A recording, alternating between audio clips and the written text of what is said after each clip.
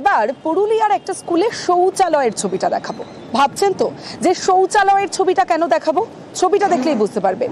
Mid day মিলের যে চাল, সেই চাল শৌচালয়ে রাখা হয়েছে। যে ছবি দেখছেন পুরুলিয়ার কাশীপুর ব্লকের মণিপুর প্রাথমিক বিদ্যালয়ের ঘটনা।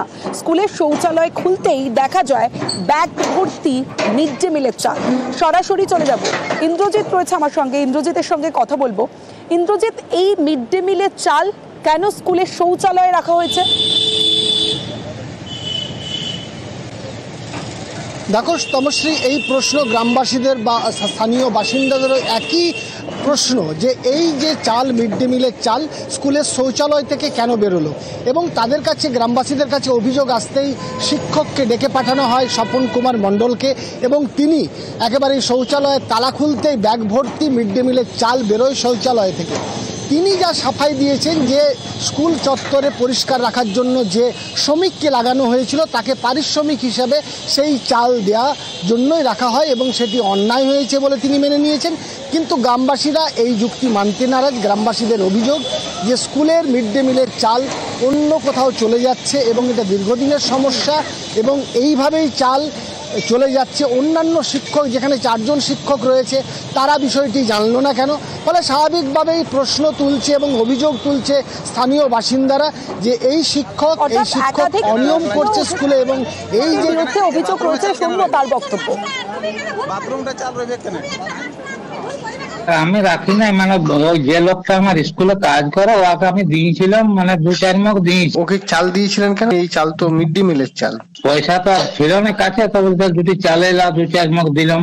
সেই চালটা তো ওই বাথরুম থেকে উদ্ধার হয়েছে। না, বাথরুমে রাখিছে তো। কতটা চাল দিয়েছিলেন ওনাকে? মোটামুটি কেজি 4-5 হবে স্যার। তো আমি বললাম তুমি সঙ্গে সঙ্গে নিয়ে চলে যাও, তাহলে এটা হতো না, ও সে ঢোকায় রেখে দিয়েছি।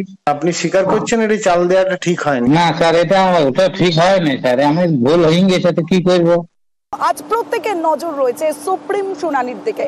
ওয়াকফ বিরোধিতায় উদ্বিগ্ন সুপ্রিম কোর্ট, এবং গতকালই উদ্বেগ প্রকাশ করেছিলেন প্রধান বিচারপতি সঞ্জীব খান্না, এবং তিনি জানিয়েছিলেন বিচারাধীন মামলা নিয়ে অশান্তি বাঞ্ছনীয় নয়। ওয়াকফ শুনানি পর্বে উদ্বেগ প্রকাশ প্রধান বিচারপতির। আজ ফের ওয়াকফ মামলার শুনানি। সরাসরি চলে যাব, মৈত্রেয়ী ভট্টাচার্য রয়েছে আমার সঙ্গে, মৈত্রীর সঙ্গে কথা বলবো। মৈত্রী, যে বিষয়টা তোমার কাছে জানতে, আজ ফের সুপ্রিম শুনানির দিকে প্রত্যেকের নজর রয়েছে, কিন্তু প্রধান বিচারপতির বেঞ্চ ঠিক কি জানতে চায়?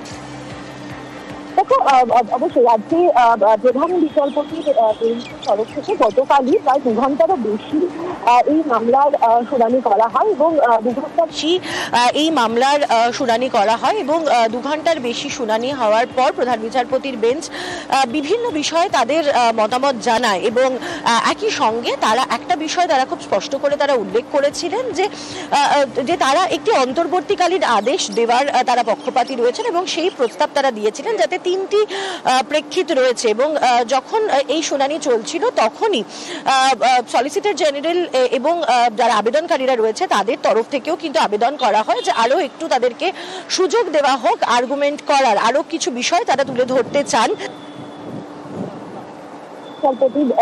বেঞ্চ তারা আজকের সময় দিয়েছেন, এবং আজকে ফের বেলা 2টোর সময় এই মামলার শুনানি রয়েছে। ফলে সেক্ষেত্রে দাঁড়িয়ে পিটিশনারদের তরফ থেকে এবং কেন্দ্রের তরফ থেকে কি বক্তব্য উঠে আসে সেদিকে আমাদের নজর থাকবে। এবং একই সঙ্গে কোনো অন্তর্বর্তীকালীন আদেশ, অর্থাৎ যে 3টে বিষয়ের ওপর অন্তর্বর্তীকালীন আদেশ দেওয়ার কথা উল্লেখ করেছিলেন প্রধান বিচারপতি সঞ্জীব খান্না, তিনি সেই বিষয়গুলোর ওপর কতটা জোর দেওয়া হয় এবং সেই বিষয়গুলোতেই অন্তর্বর্তীকালীন আদেশ দেওয়া হয় কিনা সেটা আজকের শুনানির পর চূড়ান্ত হবে, এবং আজকে বেলা 2টোয় আজকের শুনানির পর চূড়ান্ত হবে, এবং আজকে বেলা 2টোয় এই মামলার পরবর্তী শুনানি রয়েছে। তমশ্রী। বেশ মৈত্রী। মুর্শিদাবাদে অশান্তি আর এ নিয়ে বিজেপিকে তোপ দেখেছেন মুখ্যমন্ত্রী মমতা বন্দ্যোপাধ্যায়। গতকাল ইমামদের সঙ্গে যে বৈঠক, সেই বৈঠকে তিনি বলছেন একাধিক অভিযোগ করেছেন, এবং অমিত শাহকে একাধিকবার তোপ দেখেছেন। বাংলাদেশ থেকে লোক এনেও অশান্তি পাকানোর বিস্ফোরক অভিযোগ করেছেন মুখ্যমন্ত্রী মমতা বন্দ্যোপাধ্যায়।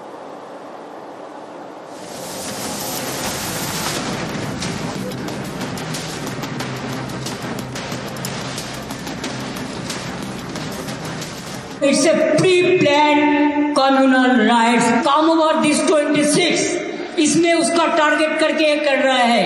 দাঙ্গা করতে করতে যারা ক্ষমতায় আসে তারা কি করে বুঝবে মানুষের রক্তের দাম অনেক বেশি? আপনি বাংলাদেশের পরিস্থিতি জানেন না, কিন্তু আপনার প্ল্যানটা কি? কোন एजेंसीर माध्यमे ওখান থেকে লোক নিয়ে এসে दंगा करा, पोलराइजेशन करने के लिए, हिंदू और मुस्लिम में भागाभागी करने के लिए।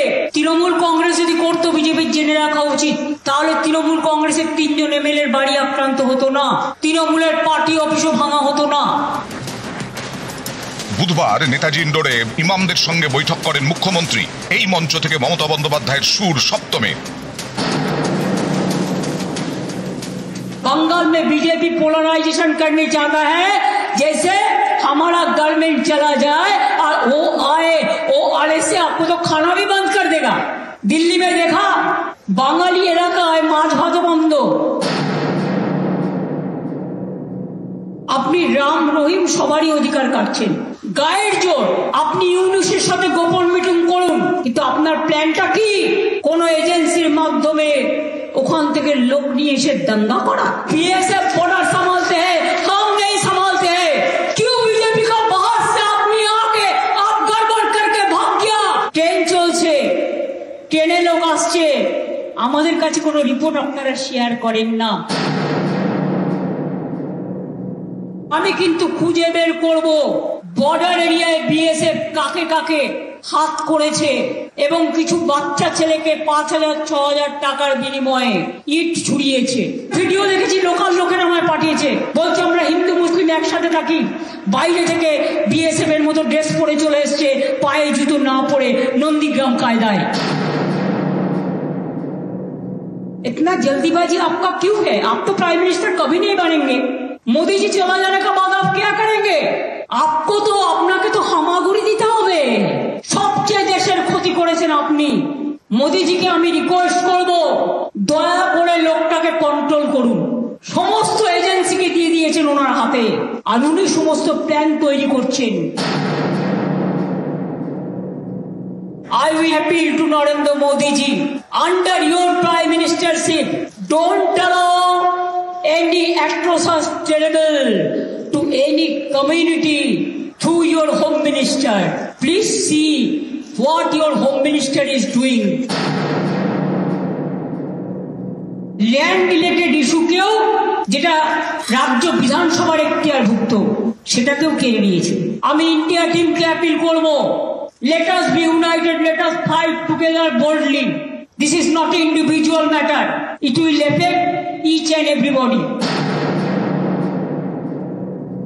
আগামী একটা বছর আপনাদের ধৈর্য ধরতে হবে, কারণ এরপর অনেক পরিবর্তন হবে দিল্লিতে। সেদিনটার জন্য অপেক্ষা করব। আবার নতুন সরকার হবে, নতুন সরকারে আশা করি হামাগুড়ি বাবু উঠবেন না।